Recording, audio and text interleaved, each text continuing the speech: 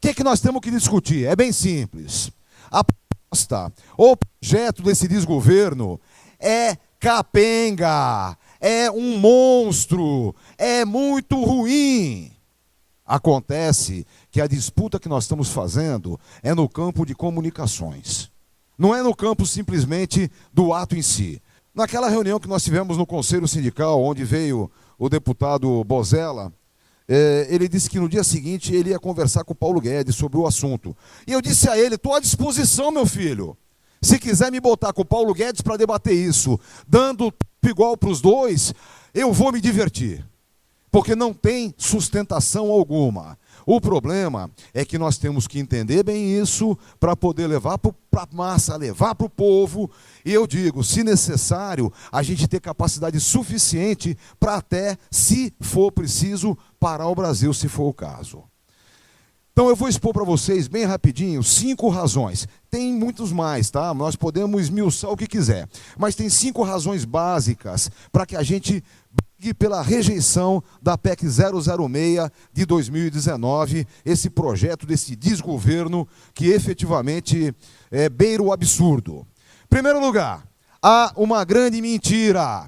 A mentira dele de ficar dizendo que é necessária a reforma, que a reforma é que vai engrandecer o Brasil, e esse monte de mentiras. Eu não vou nem me ater muito a essas considerações, porque hoje aqui eu tenho o Daniel, que vai com certeza mostrar para vocês, do ponto de vista de um economista que entende do assunto, o que acontece. Até porque nós já fizemos junto uma mesa que foi bem legal. Então, não vou nem me ater muito a discutir isso. Mas entendam. Nós temos um seguro social no Brasil, que é, como se diz, um regime de repartição. Ah, confuso, não é nada confuso, pessoal. Regime de repartição, ou se vocês quiserem, pacto de gerações, é aquele em que as pessoas que estão em atividade contribuem, e esse é o dinheiro que paga o benefício do que já está inativo. Pessoal, é assim em qualquer país civilizado, tá bom? Não tem nada de absurdo não, é correto, corretíssimo.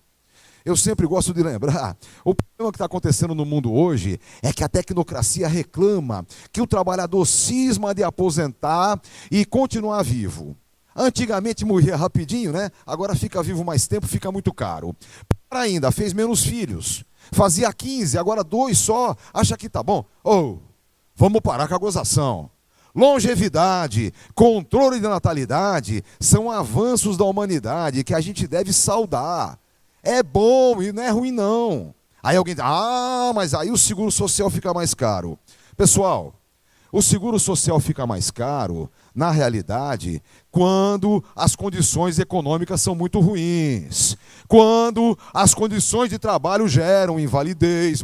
Aí é que o seguro realmente fica mais caro. Agora, de qualquer forma, se há o envelhecimento populacional, ao mesmo tempo há o crescimento das riquezas do mundo, da produção. Então é preciso entender bem quem é que deve pagar se houver uma despesa a mais no seguro social.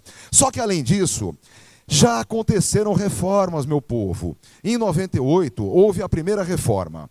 A reforma que mudou, inclusive, o conceito da Previdência. Antigamente, você dizia seguro social, Previdência, tem que garantir o seu segurado em condições próximas que ele tinha atividade, tem que distribuir renda pelo Brasil, não é? O aposentado volta para a cidade dele, gasta dinheiro lá, e tem também que abrir vaga no mercado de trabalho, ou seja, o cara deve aposentar-se de verdade. O meu saudoso mestre Aníbal Fernandes me ensinou que aposentar-se deveria significar retirar-se para os seus aposentos, entendeu? Sair do mercado de trabalho e passear em Aparecida, gastar seu dinheiro, mas não estar trabalhando para sobreviver.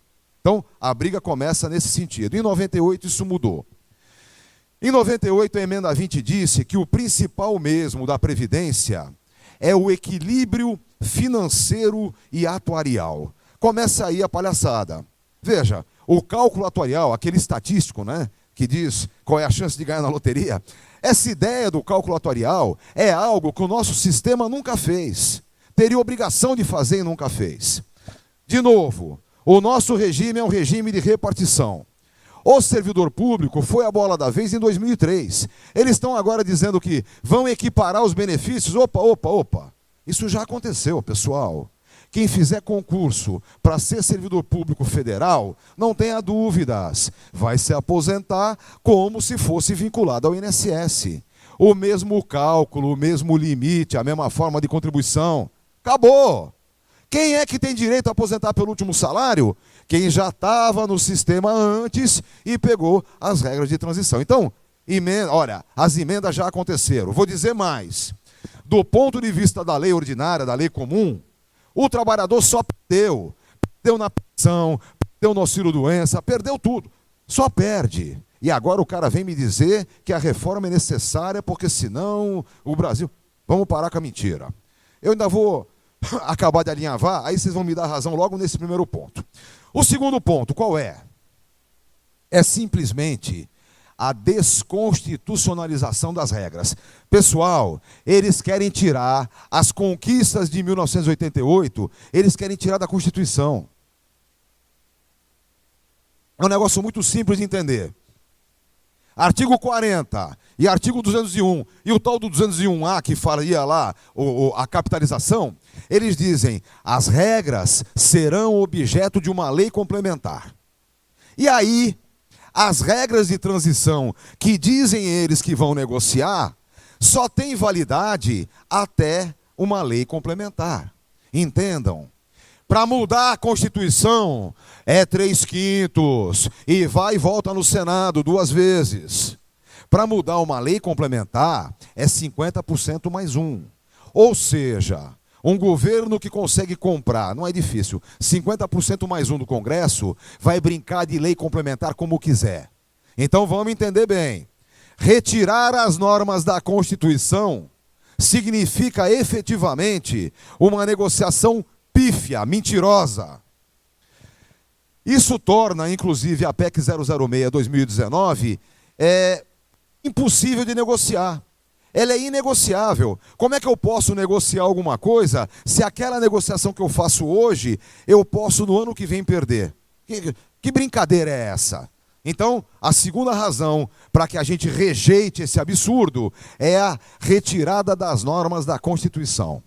No quinto ponto eu vou voltar nisso, vocês vão ver o absurdo que é. Bom, a partir daí, o que eles querem negociar são regras de transição de validade restrita, são regras de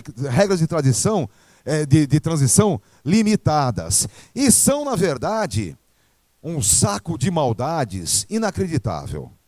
Coisa simples, pessoal. Quem aposenta por invalidez hoje, aposenta-se com 100% da sua média. Tudo bem? Não importa o tempo de contribuição. Se ele cumpriu lá o tempo de carência, 1 ano, ele aposenta com 100% da sua média.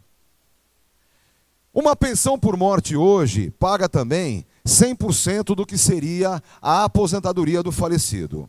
Então imaginem, por exemplo, o rapaz tinha 15 anos de contribuição, morreu num acidente comum e a esposa dele tem direito a 100% do que seria a aposentadoria por invalidez se ao invés de morrer ficasse inválido. Tudo bem? Fácil. A mudança que esse louco quer fazer, esse psicopata, muda para 60% qualquer aposentadoria para quem tiver até 20 anos de contribuição.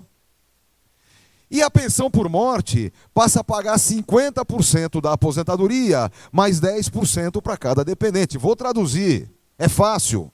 O cara morreu com 15 anos, a viúva vai ganhar 60% de 60% da média de contribuição dele.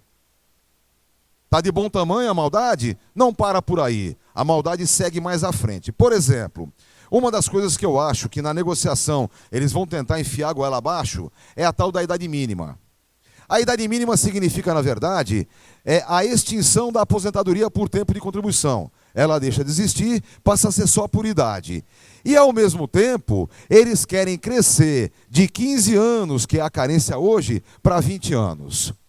Saiu um cálculo um dia desse bem bacana. O cara mostra o seguinte: se a aposentadoria por idade exigisse 20 anos, mais de 40% dos que estão aposentados não estariam. 60% é isso? Ah, é o contrário. Mais de 60%, quer dizer, não chega a ter 40% que teria mantido. Imagina um absurdo.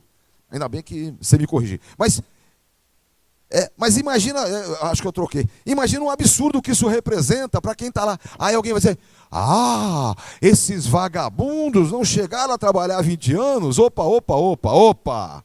Eles trabalharam 50 anos, não foram 20. Acontece que não tiveram o tempo suficiente de trabalho formal. E vejam, falar em trabalho informal hoje é brincadeira, não é? Eu vou voltar a essa questão da informalidade já. Mas vejam nesse conjunto todo. Só para definir bem o saco de maldades, imaginem vocês.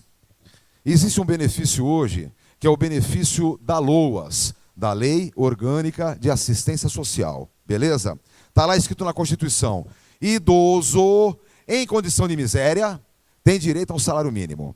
É até legal, né? Idoso. Segundo o Estatuto do Idoso, eu daqui a pouquinho estou idoso, né? Mais uns meses eu faço 60. Mas a LOAS diz 65 anos. Eu até briguei, fiz umas açõezinhas, mas perdi. Ou seja, os tribunais dizem que a Lei Orgânica de Assistência Social está certa. É 65 anos para ter direito ao salário mínimo. Sabe o que faz a PEC 006? Tira a palavra idoso e no lugar coloca 70 anos. Tá bom? 70 anos na miséria para ter direito ao salário mínimo. E aí, o saque-planta lá vai dizer: não, mas nós demos um jeitinho. Lá na regra de transição, tem um meio prato de sopa. Quem atinge 60 anos na miséria, ganha R$400. Pessoal, é uma brincadeira, não? Eles estão, na verdade, fazendo um desafio. Dizendo: meu amigo, tu tá 60 na miséria? Eu lhe dou 400 pau por mês. Se você conseguir sobreviver 10 anos, aí eu te dou salário mínimo. É meritocracia, não é? É o mérito dele sobreviver 10 anos com R$400. Pô, para com isso. Olha, vejam só. A coisa é tão grave que eles ficam inventando jabutis, jabuticabas dentro do sistema. Por exemplo, nessa reforma trabalhista indecente, foi criado o contrato intermitente. Lembram disso? Então, o cara te chama 48 horas antes, tu vai trabalhar. O que tu trabalhar, tu ganha, o que não trabalhar, não ganha. Bem, quando o cara não atinge o salário mínimo, o INSS tem se recusado a contar o mês. Pois essa emenda resolve o problema. Ela diz assim: se você não conseguir atingir o salário mínimo no mês, não tem problema. Você vai somando com outros meses. E quando você atingir o salário mínimo, vale um mês. Ora, você fica 5 meses ganhando menos que o salário mínimo para na somatória poder contar. Para com isso, né, pessoal? Isso é coisa do outro mundo, né? São loucos que estão propondo isso. Quem fez isso sacudiu o saco de maldades querendo, sei lá, acho que tudo é bode na sala, tudo eles vão negociar. Bom, o saco de maldades está composto na regra de transição. Regra de transição que ele diz que negocia, mas que tem validade restrita, porque pode ser desmontado através da lei complementar. Quarta questão. Essa tal de capitalização. A regra do 201A que eles escreveram lá, diz assim: as regras serão da lei complementar, mas é um regime de capitalização, vírgula, modalidade contribuição definida. Que raio é isso, né? Que modalidade? É a poupancinha individual, nada mais do que isso. Por exemplo, todo mundo sabe, aqui na região, tem cosipano, petroleiro, gente que tem fundo de pensão. Os fundos de pensão antigamente propunham um regime de capitalização, mas com benefício definido. Então tinha que ter um contador atuário bom pacas para fazer o cálculo de como cobrar e como aplicar para poder pagar no futuro. É dureza. Lá para 97, 98, veio a ideia da mudança de PCD para PCD. De plano de benefício definido para plano de contribuição definida. E aí, aquela forçação de barra para migrar. Lembra? Na Cosipa, era Fenco, virou Cosiprev. Lá na área a molecada chamava de Cocosiprev. Você migrou para o Cocosiprev? Migrei, senão meu chefe me migrava daqui, entendeu? É isso. Nos petroleiros, petroleiro não pode ser despedido. Fez concurso público. Sabe o que fez a Petros? Simples. Pagou R$ 15.000 para quem topou migrar. Um companheiro me ligou e falou, Pardal, o que você acha? Eu falei, meu amigo, se fosse bom, eles cobravam R$ 15.000, é porcaria. Então vejam, um plano de contribuição definida, é um sistema onde você vai contribuindo, pode até ser que o patrão também contribua, mas você vai contribuindo e formando um fundo de reserva. Na hora que você for se aposentar, esse fundo de reserva é dividido a sua expectativa de sobrevida. O que diz lá a tabelinha do IBGE? Então, eu me aposento com 65 anos, aí pega a tabelinha do IBGE, vai viver mais 25, divide por 25 anos aí para ver o que ele vai ganhar. Se eu viver um pouco mais, a seguradora tem que pagar. Se eu morrer antes, a seguradora lucra. Dizem que eles compram um bonequinho de voodoo, espeta a agulhinha todo dia, para ver se mata logo o segurado para parar de pagar. Pessoal, não é possível que um plano de capitalização de modalidade, contribuição definida, possa substituir o seguro social brasileiro, que completa agora, em 2023, 100 anos da sua formação. Não é possível. Olhem, a OIT publicou, em dezembro do ano passado, um boletinzinho bem bacana. Vocês conhecem a OIT, né? Organização Internacional do Trabalho. É famosíssima, importantíssima, não é, Pascoal? É um troço de alto nível. Eles publicaram esse troço dizendo assim, 30 países fizeram essa mudança para capitalização e assemelhados. 30. Eram eles da América Latina, do leste europeu e 2 da África. Desenvolvido nenhum, claro, né? Eles fizeram a migração e 18 já voltaram atrás. E aí, a OIT diz qual é o grande problema. O grande problema foi um grande rombo nas contas públicas na ida e outro na volta. O primeiro país que fez essa opção foi o Chile, Xixilelê, aqui do lado. No governo, não é? Na ditadura Pinochet. Vocês sabem, todo mundo aqui já deve ter visto isso. A estatística diz que o país da América Latina, aonde mais idosos se suicidam, é o Chile. Não queremos disputar com eles esse título, tá bom?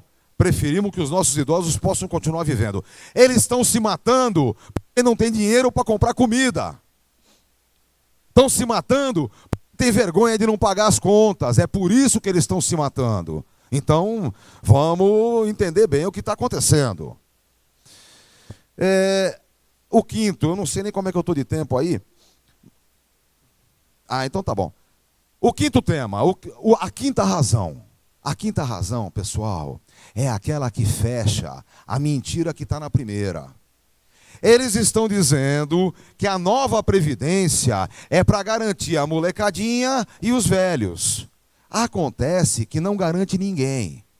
A molecadinha que vai ser obrigada a entrar no regime de capitalização fica dependendo daquele fundo de reserva, das aplicações, do que pode acontecer no mundo.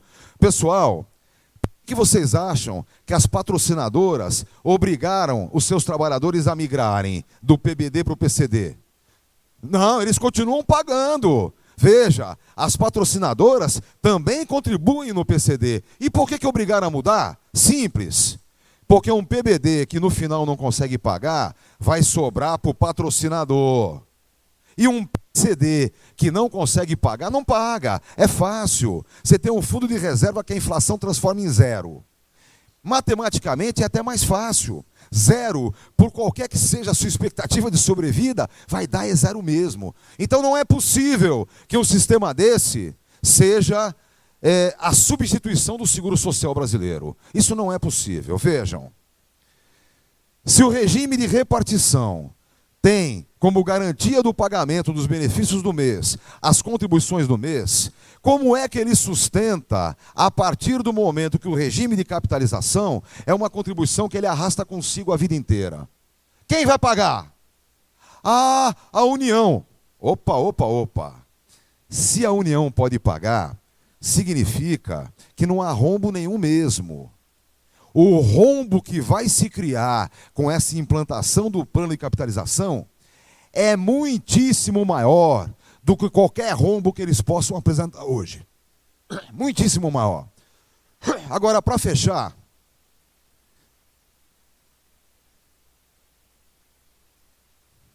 Eu quero lembrar um grande previdenciarista português que chama-se Ilídio das Neves. Ele faz uma lição bem legal mesmo. Ele diz assim: um país civilizado, hein, tem 3 colunas que o sustentam. A coluna principal é um seguro social de responsabilidade do Estado, compulsório, mediante contribuição, que deve garantir o trabalhador entre um salário mínimo e um certo valor máximo, que pode ser 5.800, como é hoje o INSS. Eu colocaria 8.000 pelo menos como teto, mas 5.800, tá bom. Então, de um salário mínimo a 5.800, esse cara está garantido pelo seguro social, regime de repartição, pacto de gerações, sob responsabilidade do Estado. Tudo bem? Do lado de cá, tem que ter uma coluna de assistência social, que vai garantir aquele que não consegue entrar nessa coluna do seguro social, não consegue completar o ganho de um salário mínimo ao mês. Então, a assistência tem que garantir, a não ser que a gente prefira o caos social, não é? E do lado de cá, nós temos que ter a previdência complementar. A previdência que deve ser privada sim, pode ser PGBL, pode ser o que for, mas que é dirigida para quem ganha acima do teto do seguro social. Porque quem ganha acima do teto pode arriscar como preferir, arrisca mais, arrisca menos, PGBL ousado, faz o que quiser. É bom que faça, é bom que se aposente de verdade, é bom que abra vaga no mercado de trabalho. E é bom que vá gastar seu dinheirinho, pega aí um navio para passear, vai para Aparecida todo ano, gasta seu dinheiro, faz com que esse Brasil possa efetivamente crescer economicamente. Olhem, quando se fala em regime de repartição, sempre é bom lembrar que durante um bom tempo só entrava dinheiro. As caixas de previdência, os institutos de aposentadoria e pensão, o próprio INPS só recebia dinheiro. Cadê? Está em Brasília, na Transamazônica, na Ponte Rio-Niterói. Por que não faz assim? O pedágio da Ponte Rio-Niterói deve render para o sistema previdenciário, o dinheiro dali. Então, não podemos nos fiar no que eles estão levantando, nesse monte de mentira. O que nós temos que garantir mesmo é que o Seguro Social Brasileiro, construção com suor e sangue de muito trabalhador, seja mantido. A DRU é verdade. Conhecem a DRU? Chama-se Desvios de Recursos da União. Esse aqui é a DRU, é um negócio assim absurdo. Essas coisas todas efetivamente poderiam ser modificadas. Vejam, nós não conseguimos falar com o Samuel Moreira, né, com outro deputado, que é do Vale do Ribeira. Olha, nós temos que pressionar os deputados, vocês sabem disso. Aqui da região tem 2, tem ainda o Samuel Moreira, que é lá do Vale do Ribeira. Os 2 estiveram já conosco. Rosana Vale, por exemplo, teve 2 compromissos conosco que eu faço questão de ressaltar. Está gravado. O primeiro compromisso é 006, não, de jeito nenhum, não presta. E o segundo compromisso é que só podemos aceitar uma discussão de reforma na Previdência após a reforma tributária. Quando houver a reforma tributária, houver uma distribuição real do que é imposto, quem paga, quem não paga, etc., aí a gente pode pensar em alguma coisa na Previdência. O outro deputado já não chegou a fazer tantos compromissos conosco, mas de uma forma geral era isso que a gente estava trazendo. Para encerrar,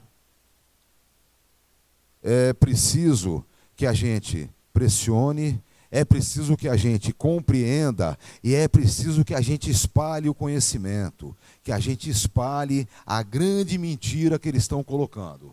Porque algumas coisas eles até conseguem enganar, outras é impossível. Por exemplo, capitalização, essas coisas, é impossível que eles consigam seguir na mentira. A única saída que nós temos é desmentir, é brigar, é estar na rua, é mobilizar e responder sempre, convocar o pessoal. Na área sindical, por exemplo, vamos convocar as diretorias, vamos cobrar do sindicato, nas associações de bairro também, em todo tipo de organização, o que nós temos que fazer é cobrar. E cada um de nós, como cidadão, participar efetivamente dessa resistência.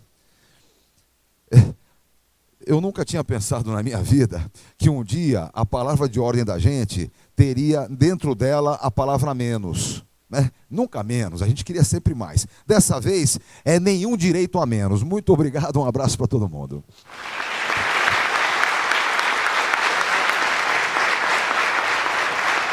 Muito bem. A gente acabou de ouvir o Dr. Pardal, advogado previdenciário, e agora a gente vai ouvir o professor Dr.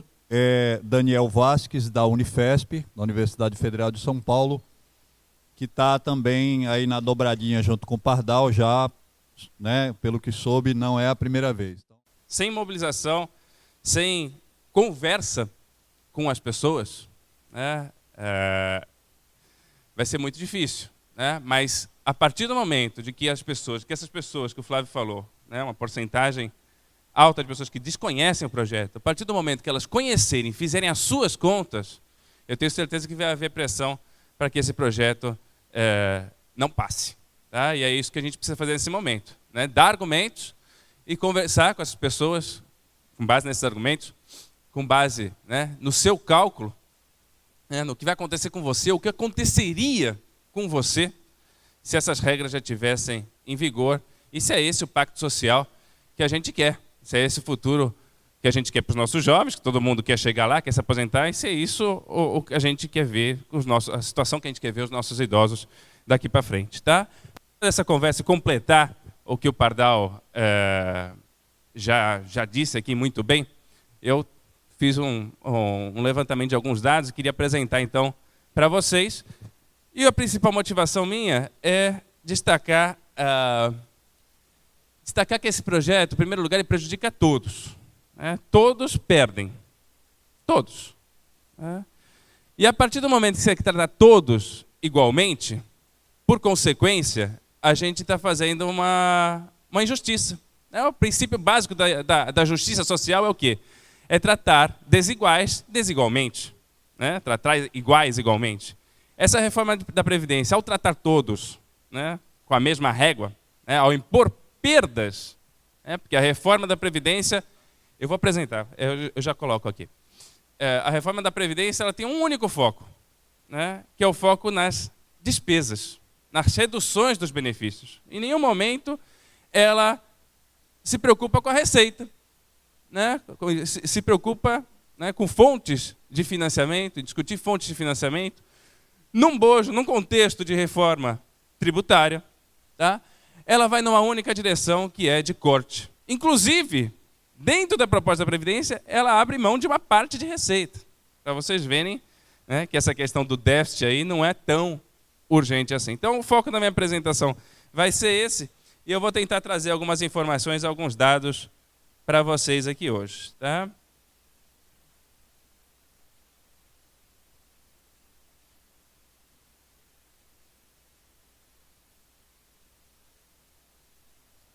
Então, primeiro resgatar um conceito importantíssimo, né, que é o conceito da seguridade social. Tá? Então, quando a gente trabalha com o conceito correto, consagrado na Constituição de 88, de seguridade social, não cabe a gente falar em déficit. Tá? O conceito de seguridade social, que está aqui, né, desse lado, ele foi pensado, né, para financiar 3 políticas: previdência, assistência e saúde. Né? E para garantir esse financiamento, a Constituição de 88 cativou recursos, né, contribuições sociais para financiar essas 3 despesas. Tá? Que não são só as contribuições de patrões e empregados para a Previdência. Tá? Há outras fontes de recurso, como a contribuição social sobre o lucro líquido, COFINS, CID, PIS/PASEP, a antiga CPMF, que era uma contribuição também vinculada à Seguridade Social, e nesse caso à saúde. Tá? Então, todas essas receitas estão vinculadas ao financiamento dessas 3 políticas que formam a Seguridade Social. Tá? A educação, hoje eu não falo disso, também tem o seu sistema de financiamento, tá? Com recursos vinculados da União de Estados e Municípios para o financiamento da educação. Tá? Isso em 88. Já em 93, ou seja, 5 anos depois, no contexto da preparação para a aprovação do Plano Real, né, já se criou um mecanismo de tirar recursos da Seguridade Social. de desvincular receitas da União. Começou com um nome engraçado, de Fundo Social de Emergência. E de social não tinha nada e de emergência tampouco, porque até hoje dura.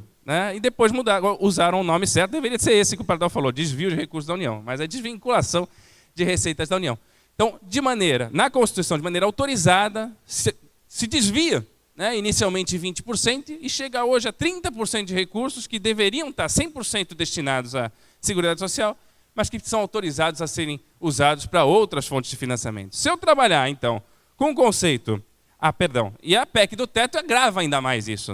A PEC do teto, então, desde 93 a gente vem em quadro, e a PEC do teto simplesmente acaba com o crescimento de recursos geral do Estado, quebra financiamento da educação, só garante, no caso da União, a reposição da inflação, e a mesma coisa para a saúde, que também tinha um crescimento das despesas vinculado ao PIB.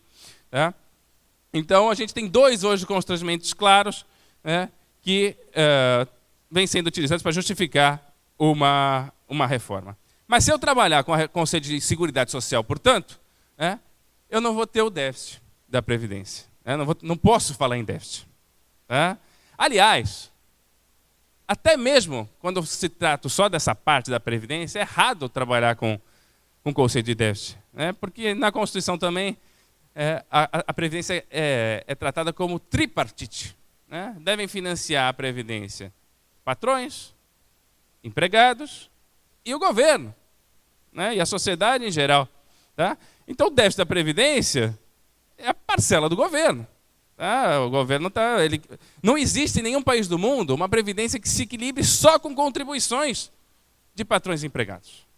Sempre tem fontes diversificadas de financiamento, que é justamente o que a Constituição de 88 nos garante.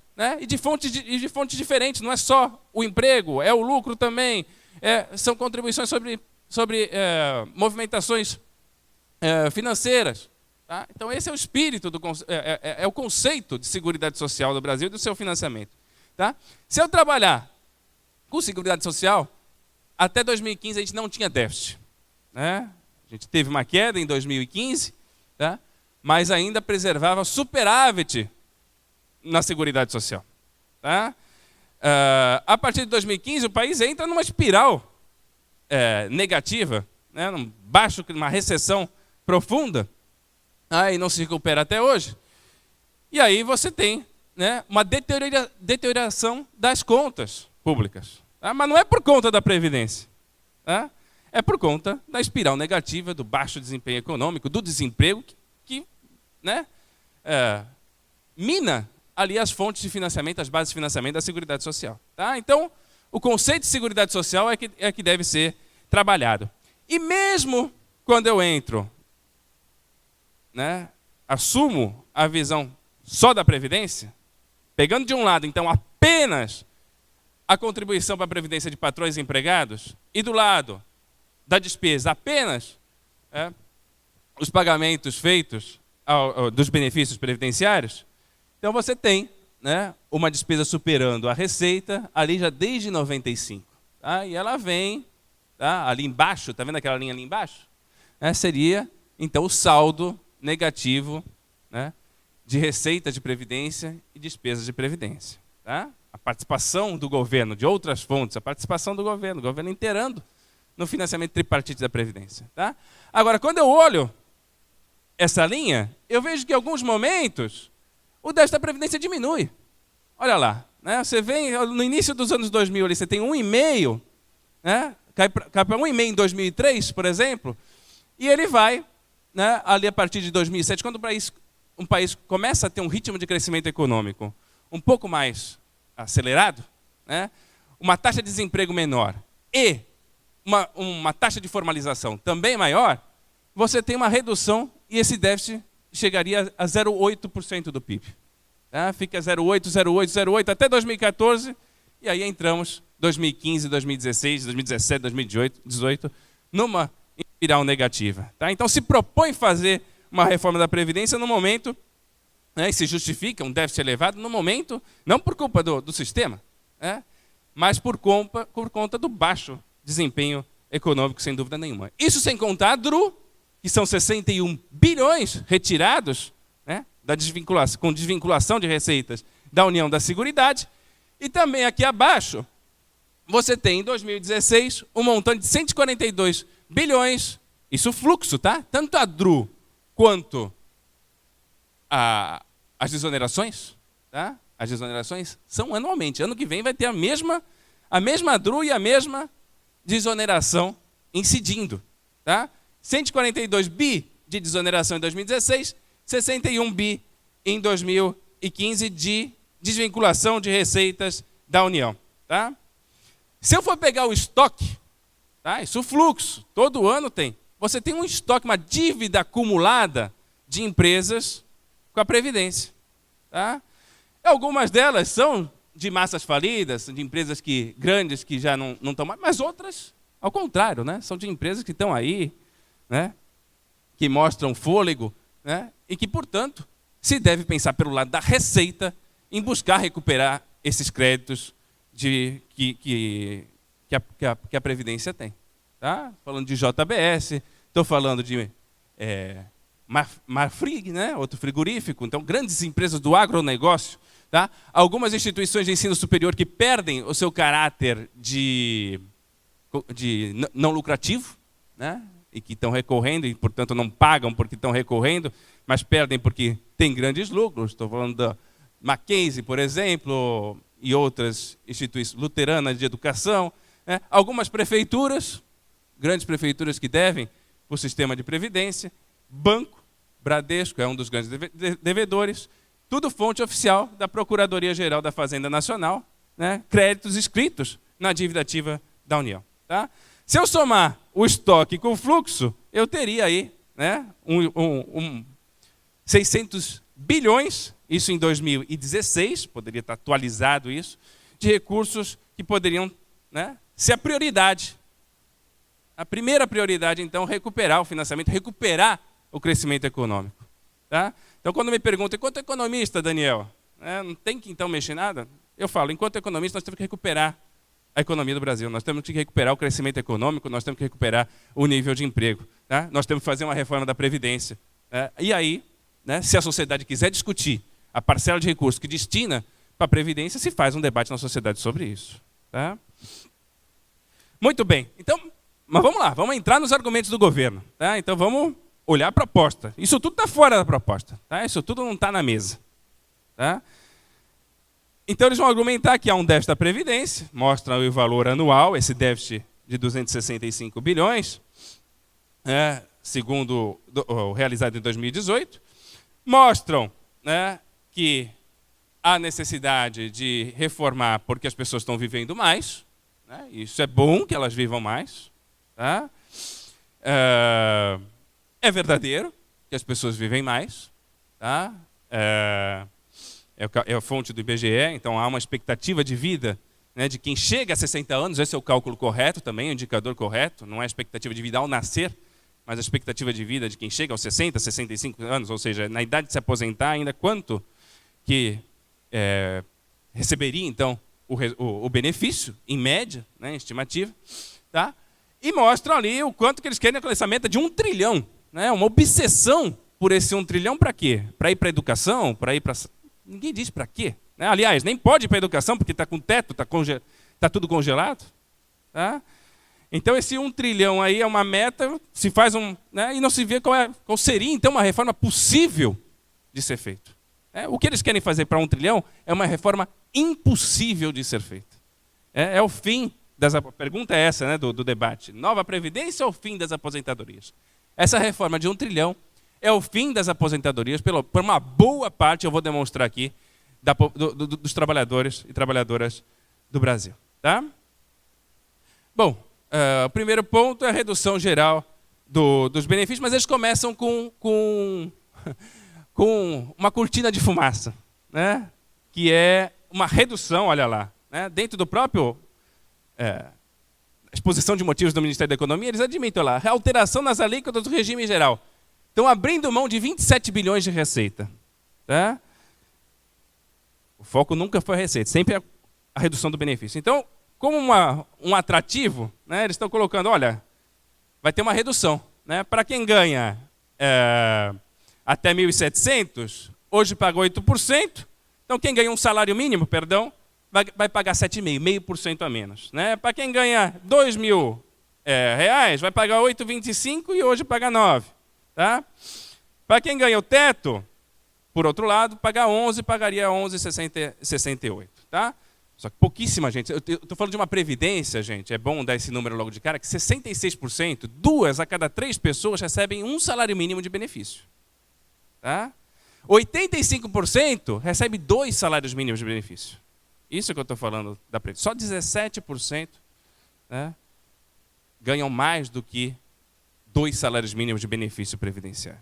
Tá? Essa é a previdência no Brasil. Tá? Então eles tem uma cortina de fumaça, que é uma redução de 0,5%, mas não vê desvia o foco do debate. Olha, isso aqui é um meme que eu recebi pelo WhatsApp. Né? O beabá para você não passar vergonha para falar da reforma da Previdência. Você que não sabe fazer as 4 operações básicas. Né?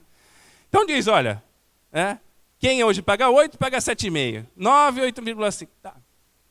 Mas e aí? E o outro lado? Né? Me lembra um pouco aquela história daquele programa do Silvio Santos, que coloca o guri na cabine. Né? Você troca a bicicleta por um balde furado.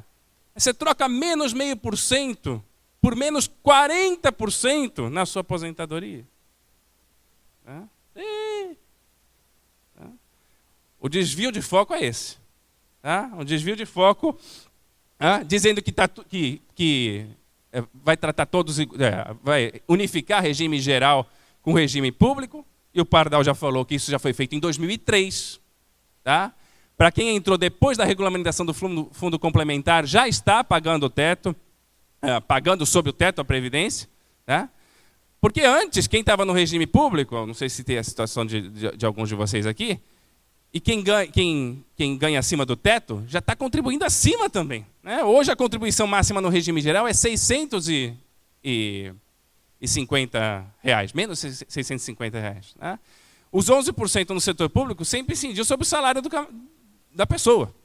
Tá? Então, para mudar, né, para transformar, essa contribuição a mais teriam que devolver. Então tira. Né? Quem entrou a partir de agora já está sob as regras do regime geral. Tá? Quem estava antes, até se aposentar, é um custo de transição do sistema. Mas a reforma já foi feita, quem entra hoje no serviço público entra nas mesmas regras de previdência do setor privado. Tá? Então, acho que para combater isso, né, é a conversa, você já fez as suas contas. Né? O Diese fez uma calculadora, você entra lá no site do Diese e você tem a calculadora, o quanto seria sua aposentadoria, o quanto tempo faltaria para você se aposentar nas regras de hoje e quanto faltaria para você se aposentar nas regras da nova Previdência. Tá? O segundo ponto da reforma da Previdência, eu queria destacar crueldades que estão, além do disfarce desse desconto de 0,5%, dessa troca do 0,5%, da bicicleta pelo balde furado, 0,5% a menos, por menos 40% no benefício, você tem outras maldades camufladas. Tá? Essa é uma delas. Ela passa desapercebida diante da idade mínima. Tá? Diante da idade mínima. Porque se de um lado você teve uma alteração demográfica que poderia justificar uma idade mínima, você não tem nenhuma alteração no mercado de trabalho brasileiro que justifique aumentar em 25% o tempo mínimo de contribuição. Tá? Passar de 15 anos para 20 anos de contribuição mínima. Isso vai excluir, segundo o Diese, quando eu fiz o debate com o Pardal, não tinha esse dado também. Eu descobri recentemente. Se o tempo hoje, se já tivesse em vigor os 20 anos de tempo mínimo de contribuição, então vai subir de 15 para 20 anos. Na dinâmica de mercado de trabalho brasileiro, que eu já vou mostrar aqui alguns dados também. Tá? Se isso já tivesse em vigor, a gente teria 60% dos atuais aposentados por idade, não sei se essa é a diferença, então quem se aposenta por idade, que é 15 anos, e a idade. Tá? Com 15 anos você tem que ter a idade para se aposentar, é aposentadoria por idade. Tá? 60% das pessoas não estariam aposentadas. Tá? Se fosse a proposta do Temer era de 25 anos de mínimo. 85% não estaria aposentada se o tempo fosse 25%. Tá? Por quê? Então elas chegam lá. Então, ó, deixa eu dar essa informação para vocês. 66% até um salário mínimo, 85% até 2 salários mínimos no regime geral. Se eu for olhar só o pessoal que se aposenta por idade, tá? Que é 53% se aposenta por idade, né? 95% ganha menos de 2 salários mínimos. Então, os benefícios de quem aposenta por idade já são menores. Tá? Em média, as mulheres que se aposentam por idade, hoje a idade mínima para se aposentar a mulher é 60 anos, e ela já se aposenta com 61,5. Tá? E o homem, a idade mínima hoje é 65, não altera, vai manter 65 pela proposta, e ele já se aposenta com 65,5. E aí o governo, né, hoje mesmo, o camarada que foi lá, secretário da Previdência, falou, ó, não atinge o pobre. O pobre já está se aposentando com a idade mínima. O problema não é a idade mínima. Né? Por que essa mulher, em média, não aposentou com 60 anos? Se apresentou lá no INSS, bumba, quero me aposentar. Vocês têm ideia? Porque ela não conseguiu chegar a 15 anos de contribuição. Devido à informalidade, devido à rotatividade, devido... Tá? E a mesma coisa o homem, não se aposentou com 65 anos, porque ele também teve que esperar um tempo para chegar ao tempo mínimo de contribuição. Com 15 anos. Com 20 anos, 60% deles não estariam aposentados. Tá? Então aqui, gente, o ajuste não é pela idade. O ajuste aqui não é pela idade. O ajuste é pela exclusão. Essas pessoas, a não ser que tenha uma mudança muito grande no mercado de trabalho brasileiro. Tá? Essas pessoas não vão se aposentar mais. E o argumento que eu tenho escutado aí é, está desempregado, mas tem que continuar. Onde já se viu? Né? Onde já se viu o cara vai deixar de pôr a comida na mesa, está batalhando, está na informalidade, está no desemprego, para ser previdente e pagar a aposentadoria para daqui a 30 anos? Isso não existe. Né? A contribuição previdenciária não é voluntária. Quem está no mercado de trabalho formal, né, é obrigado a contribuir. Então não dá para culpabilizar a vítima. O cara não está contribuindo porque... Ele não está contribuindo porque ele não está empregado, ele não tem condição de contribuir, não está na formalidade. Tá? Olha só, né? Aqui é o desemprego. Então a gente teve um desemprego, né, de 6,4 em 2014, e a espiral negativa nos levou a um desemprego de 13,6 no maior ponto, caiu um pouquinho, já aumentou de novo. O último dado atualizado isso aqui, 12,4% de taxa de desocupação, de desemprego, segundo o IBGE. Tá? Então, eu estou num pico de desemprego considerando ocupadas as pessoas... as pessoas estão procurando emprego, né? Que nos últimos 30 dias procurando emprego, aquele conceito de desemprego formal. Tá? Aqui os ocupados. Então, eu tenho 54 ocupados. Né? Tem o pessoal desocupado, tem o pessoal que está ocupado, 54%, não alterou isso, até diminuiu um pouco. Tá? O pessoal que está fora do mercado de trabalho, estudantes, ó, 54% da população com 14 anos ou mais de idade. Tá? Então tem boa parte que é estudante, boa parte que é aposentado, não está ocupado porque não está procurando emprego, não está trabalhando nem procurando emprego, já está na condição de aposentado. E, né, quando a economia entra em crise, boa parte de desalento, de pessoas que estão fora porque não acreditam que vão conseguir ou não têm condição de procurar um emprego por falta de... Então, né, estão fora, estamos fora das estatísticas. Tá? Vou chegar lá, vamos lá. Se eu pegar só os ocupados, esses 54%, só 60% está de alguma forma contribuindo com a Previdência. Esse é o mercado de trabalho brasileiro. Tá? Chegou a um pico de 65, caiu para 63, você teve um aumento de 61, chegou a 65,7 e caiu de novo. Tá? Então eu tenho boa parte da população ocupada que não contribui, portanto não há nenhum indicador que ela vai conseguir contribuir por mais tempo ainda. Tá? De 15 para 20 anos. O BPC, essa aí o Pardal já falou, né, desvincular o salário mínimo. Gente, é o salário mínimo. Como é que você propõe uma coisa de desvincular com o salário mínimo brasileiro?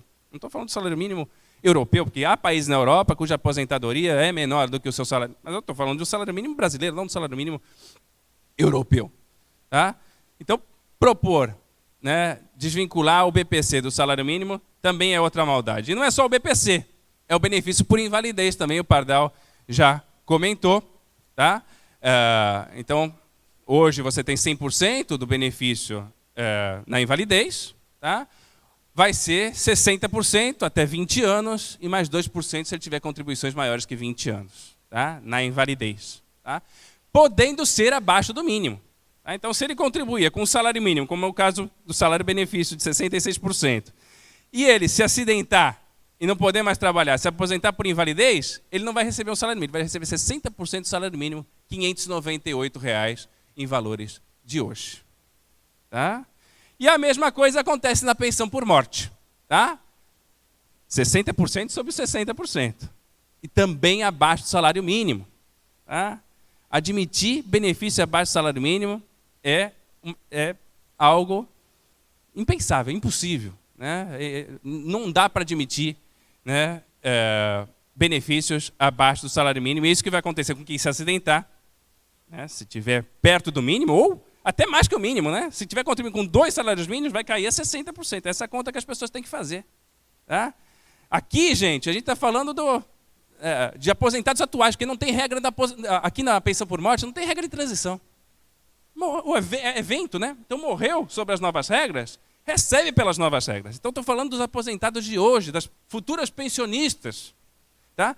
A gente ainda tem uma geração em que boa parte era uma renda só. Né? A gente tem muita... Bom, acho que todo mundo tem um aposentado e a esposa, ou o esposo, uma aposentadoria só. Então poderia cair para 60%. A gente está falando das nossas mães. Se a gente não for capaz de sair na rua e defender nossas mães, a gente não vai ser capaz de nada. Né? Defender as nossas próprias mães. Tá? Estou falando mães porque é a maioria. Vem de uma divisão social de trabalho por gênero, né, das gerações anteriores que hoje estão aposentadas e que, se o companheiro morrer, e isso acontece, as mulheres vivem mais, né, elas vão receber 60% do salário-benefício que eles têm hoje. Tá? É muito difícil ter mais dependentes, vai ser 60% via de regra. Tá? No caso da pensão por morte. Né? Bom, aqui a redução do benefício, essa regra é para todos, é o que perde todos. Tá? Porque hoje você joga 20% das menores contribuições fora. Tá? Então, além dos 60%, muda para todo mundo, passa a ser 100%. Então, o que acontece? Que é o normal. A gente começa trabalhando, tal, baixo e vai crescendo na carreira. Né? A trajetória normal é essa. Tá? Vai ganhando mais, contribuindo mais. Então, hoje, você jogava fora os 20% de contribuição. Não vai jogar mais. 100%. E também não há regra de transição para o cálculo do benefício. A regra de transição para o direito a se aposentar. Para a idade. Então, se a pessoa tem idade para se aposentar e tempo de contribuição para se aposentar hoje, ela tem o direito assegurado de se aposentar. Mas o cálculo do benefício é o vigente. Tá? Então também há perdas imediatas. O próprio governo admite, para a regra de transição será limitado a 100%. Né? Porque há também uma possibilidade, se o cara trabalhar mais, 41, 42, ele vai recebendo um pouquinho a mais, até chegar a 110%. Tá? Então isso prejudica todos. Todos. Tá? A não ser que a pessoa tenha uma trajetória totalmente regular, que é impossível. Tá? Então haverá uma redução geral dos benefícios previdenciários. E aqui eu dou 2 exemplos para terminar. Tá? Um caso que está dentro dos 66%, né, de que recebe até um salário mínimo. Então um trabalhador com 65 anos, trabalhou a vida inteira, começou a trabalhar com 18 anos. Tá? Só que devido a essa dinâmica do mercado de trabalho brasileiro, ele só conseguiu contribuir efetivamente 40% do seu tempo. Tá? Então, um caso normal. Esses casos que eu fiz aqui, até publiquei na revista Fórum um artigo sobre isso, tá? São 2 pessoas que eu conheço. Fiz o caso de 2 pessoas que eu conheço. Tá? Então, essa pessoa que está na informalidade, que está ali batalhando, conseguiu contribuir 40%. Hoje ela se aposentaria imediatamente com um salário mínimo. Que ela chegou aos 65 anos e tem mais do que 15 anos. Tá? Se mudar a regra, quando terminar a reforma, tá? Teria uma regra de transição para essa pessoa, mas quando terminar a reforma e for exigido 20 anos, ela não vai poder se aposentar agora, ela vai ter que esperar completar os 20 anos de contribuição com 65 anos, com essa característica que ela ficou 40. Então, se ela manter a mesma coisa, se ela conseguir arrumar os empregos, manter a mesma coisa do que foi a vida dela em média, essas contribuições que faltam vão levar para 3 anos. Esses 15 meses vão virar 3 anos devido à rotatividade e à dificuldade dela de pertencer ao mercado formal de trabalho. Tá? Vai se aposentar com um salário mínimo. Se falecer, a viúva vai receber 60% do salário mínimo, ou seja, R$ 598. O outro exemplo, para terminar, é de um caso do privilegiado, né? Olha o privilegiado. Né? R$ 2.500 de salário de contribuição. Está com 60 anos, começou a trabalhar com 20 anos, só ficou 10% na informalidade ou desempregado, tá? Conseguiu um salário de contribuição de R$ 2.500. Tá? Hoje ele tem 36 anos de contribuição, portanto, receberia 2.500 pela regra 86-96, tá? Ele se aposenta por tempo de contribuição. Isso vai acabar, o tempo de contribuição, ele vai ter que esperar mais 5 anos para trabalhar e vai ganhar praticamente o mesmo valor. Põe praticamente porque ele vai somar 41 anos de idade e vai ganhar 102%, ele vai ganhar 2.550. Tá? De novo, a cabine lá do programa, né? Quer trocar 5 anos a mais de trabalho e contribuição por R$ 50 a mais na sua aposentadoria? Tá? É isso que aconteceria com esse camarada. Ele vai trabalhar 5 anos a mais para receber praticamente o mesmo benefício. Quando acontecer a morte, a pensão por morte vira 60%, ou seja, a viúva hoje receberia 2.500, passaria a receber R$ 1.500 de pensão. Tá? Eu acho que a partir do momento que a gente informar as pessoas, sair, né, botar ela na frente da calculadora do IBGE, né, convencê-la da exposição que ela está, convencê-la que a exposição que as nossas mães estarão, né, dizer que isso afeta todo mundo, principalmente os mais pobres, eu acho que a gente consegue virar esse jogo e evitar esse desastre que seria o fim da Previdência Social no Brasil.